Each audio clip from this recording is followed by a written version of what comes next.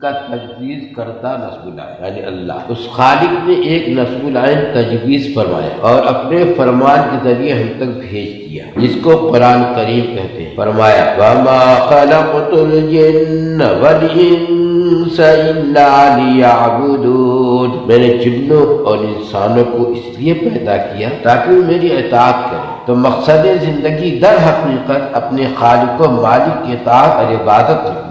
عبادت کے لفظ سن کر ممکن ہے آپ کو یہ خیال پیدا ہو، یہ تخیل ہو کہ بس اب کہا جائے گا کہ جا کے مسجد میں بیٹھو، کوٹھی بھی چھوڑ دو، بنگلہ بھی اور مسجد کا رستہ بھی، عبادت تو وہاں ہوگی۔ اور ممکن ہے کہا جائے بھائی یہ دولت جو ہے اسے خیرآباد کہو، یہ سب کچھ صدقہ کر کے اللہ کے راستہ میں اور اپنا گھر بار چھوڑ دو، یعنی صدقہ کرو اللہ کے راستہ میں اور اپنا گھر بار چھوڑ دو۔ سنو، دولت سے بھی خدا ملتا ہے۔ تو میں عرض کرتا ہوں کہ یہ غلط تخیل ہے۔ اسلام کی خصوصیت ہے کہ انسان جس دائرے میں رہے اسے مایوس نہیں کرتا، خدا تک پہنچنے کا لازمی راستہ بتلاتا ہے۔ یہ نہیں کہا کہ انسان آج جس دائرے میں ہے اس دائرے کو چھوڑ کر فلاں دائرے میں جائے، جب تک مجھ تک آئے گا، اور اگر نہیں چھوڑے گا تو مجھ تک نہیں آئے گا، ایسا نہیں ہے۔ اگر ایک آدمی دولت مند ہے، اس اسلام کبھی نہیں کہے گا کہ تو اپنی ساری دولت کو ختم کر دے، بلکہ اسی دولت کو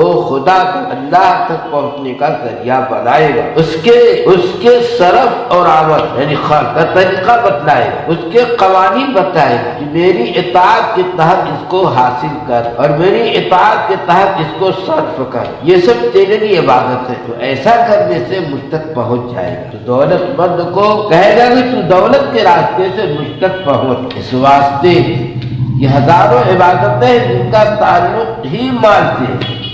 اگر دولت نہیں ہوگی تو آدمی زکوٰۃ کیسے دے، صدقہ فطر کیسے دے گا، خیرات کیسے کرے گا، صلہ رحمی کیسے کرے گا، حج کیسے کرے گا، اجتماعی امور کیسے انجام دے گا؟ غرض خیرات، صدقات اور چندے یہ سارے اعمال انجام نہیں دے سکتا جب تک دولت نہ ہو، اور یہ سارے کام اسلام کے ہیں۔ اسلام کیسے کہہ دے گا کہ دولت کو ضائع کر دو یا حاصل نہ کرو یا آگے سے کھو دو، بلکہ اسی کو رکھ کر اسی دائرے میں سے راستہ نکال دے گا کہ اس کے اوپر چل۔